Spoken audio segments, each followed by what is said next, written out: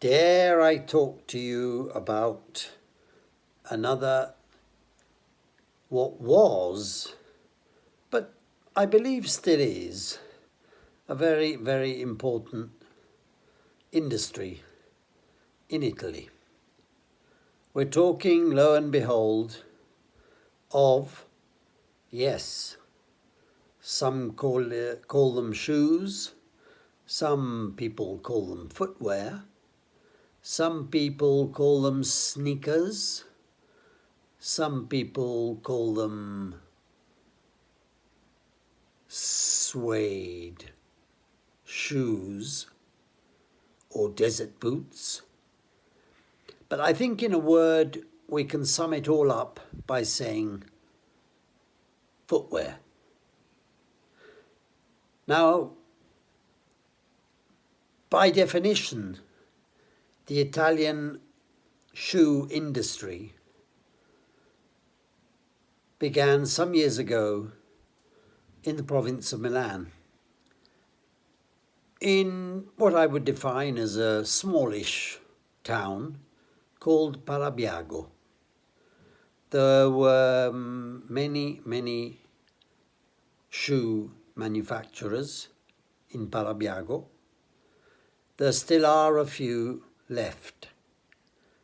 Not very many, sadly, because of course the shoe industry has evolved over the years, has moved to new places, and of course the style and fashion of footwear has changed enormously. The demand has changed. Like the world, the markets have changed.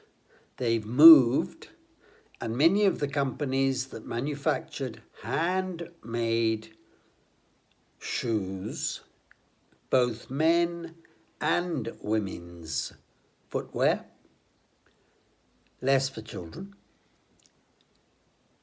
transformed most of the production into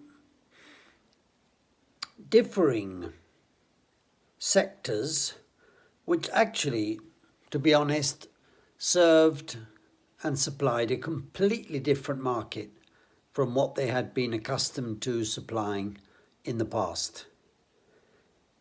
They produced and began producing casual, rather informal, almost one might say houseware shoes, slippers, not flip-flops, but casual and certainly different from what they had been producing previously.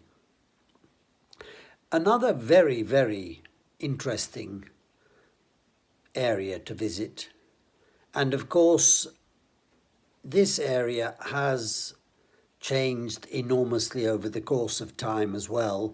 I'm going back some 25, let's say 20 years for the sake of argument, and we're talking two regions principally, but mainly Abruzzo and the Marche, on the east coast of Italy, overlooking the Adriatic. When I first visited the area, I did what I thought was the most sensible thing to do, which was go to the Industrial Association and ask if they had a list of shoe manufacturers. To which they replied, "Yes, of course, Hugo, please. Here is the list of the companies operating in this area who produce and manufacture beautiful, handmade, high fashion, style, men's and women's footwear, shoes." Can you believe how many companies there were? Well, I'll tell you how many there were. There were approximately 5,000, that's 5,000 companies, all about perhaps employing 10, 15 people. One of the biggest companies I met with, and I was very lucky and very fortunate to meet, was a company called Fabi, who then introduced me to not the competition, but friends. Because, as I say, they all served the same and supplied the same markets and supplied the same buyers. Who were the buyers? Where did they sell? They sold all over the world. I'm not saying principally in Europe. I'm not saying principally in Italy. I'm not saying principally anywhere. They just sold. They were beautiful, handmade leather uppers, both with leather and or rubber soles, beautifully lined, handmade, handcrafted, elegant, high fashion footwear for men and women. The only other area where they produce high fashion footwear, such as would be worn in Sex and the City, dare I say it, is in the area between Padova and Venice, known as the Val Brenta, where they produced, use the past, they produced, and the companies operating there were producing high fashion, ready to wear, women's high heel stiletto with 12 centimeter heels footwear. Again, beautiful fashion, beautiful style, beautiful quality, excellent leather, but only women's wear, women's footwear. To cut a long story short, these companies all sold directly to the retailers. There were no middle men or women. There were no intermediaries. There were no wholesalers. They produced, they manufactured, they designed, and they expedited, or better than that, first they went to the fair.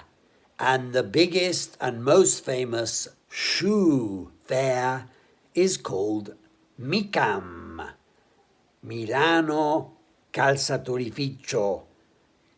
And the MICAM fair maybe had 200 or 300, or maybe had 2,000 or 3,000 stands where they exhibited their beautiful, beautiful products, which were then bought or ordered there and then directly at the fair, which lasted 3, 4, maybe a week. And the retailers used to go directly to the fair, choose from their collection for that particular season. And let's not forget that we have winter, spring, and summer, therefore slightly lighter shoes, depending, of course, on the season. But they ordered there and then. It might have been 2,000, 5,000, 10,000, 15, maybe 20,000 euros worth of shoes. But they were ordered there and then sent directly to the retailer to be sold on the high streets, in the high street boutiques, in the high street shops. But they were first class. The lining was often